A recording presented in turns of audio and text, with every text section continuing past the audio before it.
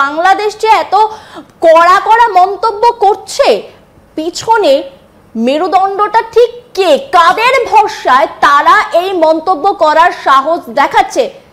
আসসালামু আলাইকুম, আমন্ত্রণ জানাচ্ছি বিটিউব ইনফোটেনমেন্টের আজকের আয়োজনে। সাথে আছি আমি হাসানুল ইসলাম। ভারতীয় আধিপত্য থেকে বেরিয়ে আজ বাংলাদেশ যখন স্বয়ংসম্পূর্ণ হচ্ছে, ঠিক তখনই ভারতীয় মিডিয়াগুলো যেন পাগল প্রায়। প্রতিনিয়ত তারা বাংলাদেশকে নিয়ে মিথ্যাচার করে যাচ্ছে। তবে ভারত সরকার এবং তাদের মিডিয়ার সমস্ত ষড়যন্ত্র একের পর এক ব্যর্থ হচ্ছে। ডক্টর ইউনূসের ক্যারিসমেটিক নেতৃত্বে এগিয়ে যাচ্ছে বাংলাদেশ।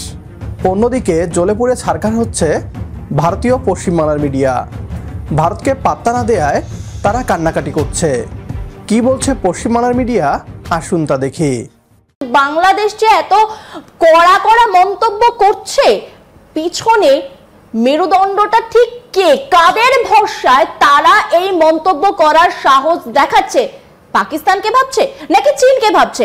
যে কারণের জন্য আজকে তারা হঠাৎ করে, কিছুদিন আগে আমরা যে ছবিটা দেখতে পাচ্ছিলাম যে মোহাম্মদ ইউনূস দেখা করবার জন্য একেবারে উঠে পড়ে লেগেছিলেন প্রধানমন্ত্রী মোদীর সঙ্গে, এবং দেখা করবার পর বিভিন্ন বিষয় বলেন, যেখানে দাঁড়িয়ে তারা যে স্টেটমেন্ট দিচ্ছেন, ভারত সরকার যে স্টেটমেন্ট দিচ্ছেন, তার সাথে আকাশ পাতাল একটা তফাৎ দেখা গিয়েছিল।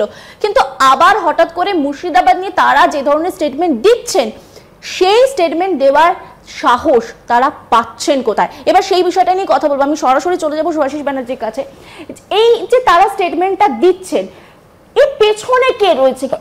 সাহসটা কোথা থেকে পাচ্ছেন? আমি তোমাকে একটা কথা বলি, এই সাহসের পিছনে যদি কেউ ভাবতে শুরু করে যে চায়না আছে, I am telling you China is not দেয়ার।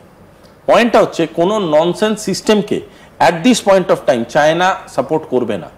পাকিস্তান আজকের ডেটে একটা জিনিস বোঝার চেষ্টা করো, চায়না আর যাই হোক ডিপ্লোমেসিতে খুব ম্যাচিওরড। চায়না জানে পৃথিবীটা কোন দিকে যাচ্ছে, আগামীর পৃথিবীর ডাইনামিক্স তারা কি করবে সেই ব্যাপারটাতে তারা একেবারে ক্লিয়ার। এবং বিমস্টেক বলো, বিমস্টেককে খুব ক্লোজলি চায়না নোটিস করেছে, চায়না ব্রিক্সকে খুব ক্লোজলি নোটিস করছে, and they are part of it. China জানে ইউনাইটেড নেশনস কি ধরনের ভাবনা চিন্তা করছে, চায়না জানে আমেরিকার যে ডাইনামিক্সে শিফট হচ্ছে সেটা কেন হচ্ছে। চায়না গ্লোবাল ডাইনামিক্সটা খুব ভালো মতো বোঝে। China is a mature diplomatic nation, এবং তার জন্যই চায়না জানে যে ইন্ডিয়ার যে কনজিউমার মার্কেটটা আছে, ইন্ডিয়ার যে মানে একটা মহৎ একটা বিরাট বড় একটা পরিধি আছে, এই পরিধিটাকে গুরুত্ব দিতে তারা বাধ্য। কারণ গ্লোবাল ডিপ্লোমেসিতে যদি ইন্ডিয়াকে সাথে নিয়ে তারা না এগোয়, তাদের ইমেজটাও কোথাও গিয়ে খারাপ হয়ে যাবে।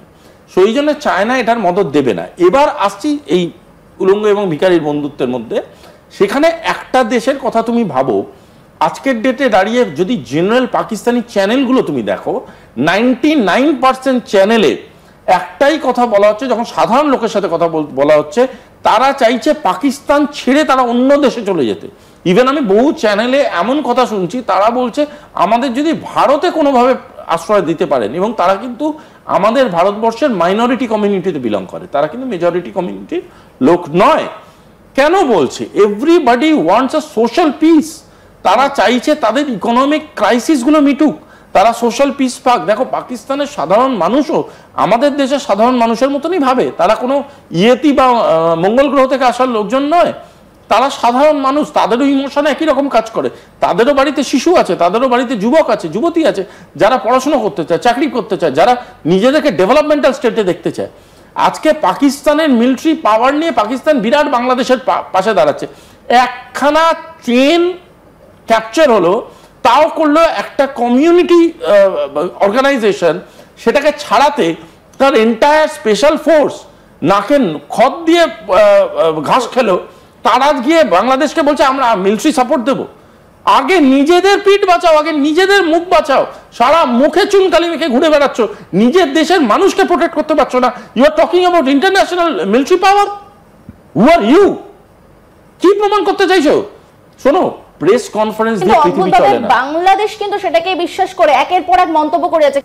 ছাত্র জনতার গণ অভ্যুত্থানে শেখ হাসিনার পতনের পর থেকে বিগত 10 মাসে বাংলাদেশকে বিভিন্নভাবে ব্ল্যাকমেল করার চেষ্টা করেছে ভারত। তবে ডক্টর মোহাম্মদ ইউনূস তার বুদ্ধিমত্তায় ভারতের সকল ষড়যন্ত্র ব্যর্থ করে দিয়েছেন। পশ্চিমবাংলার মিডিয়া বলছে বাংলাদেশ কার মদদে ভারতকে চোখ রাঙাচ্ছে, চীন নাকি পাকিস্তান? পশ্চিমবাংলার মিডিয়াকে বলতে চাই, আগের দিন ভুলে যান। এটা বদলে যাওয়া নতুন বাংলাদেশ কারো মদদে নয়। বাংলাদেশ আপন শক্তিতেই ভারতীয় আগ্রাসন রুখে দিচ্ছে। আর একটা কথা, কোনো দেশকে ছোট করে কথা বলার আগে নিজের দেশের দিকে তাকান। আপনারা কতটা সভ্য সেটা ভাবুন। সকল ষড়যন্ত্র রুখে দিয়ে ডক্টর ইউনূসের হাত ধরে এগিয়ে যাক লাল সবুজের বাংলাদেশ, এই প্রত্যাশায় বিদায় নিচ্ছি আজ। তো দেখা হচ্ছে পরের ভিডিওতে। সে পর্যন্ত সবাই ভালো থাকবেন, সুস্থ থাকবেন আর বিডিটিউব ইনফোটেইনমেন্টের সাথেই থাকবেন। আল্লাহ হাফেজ।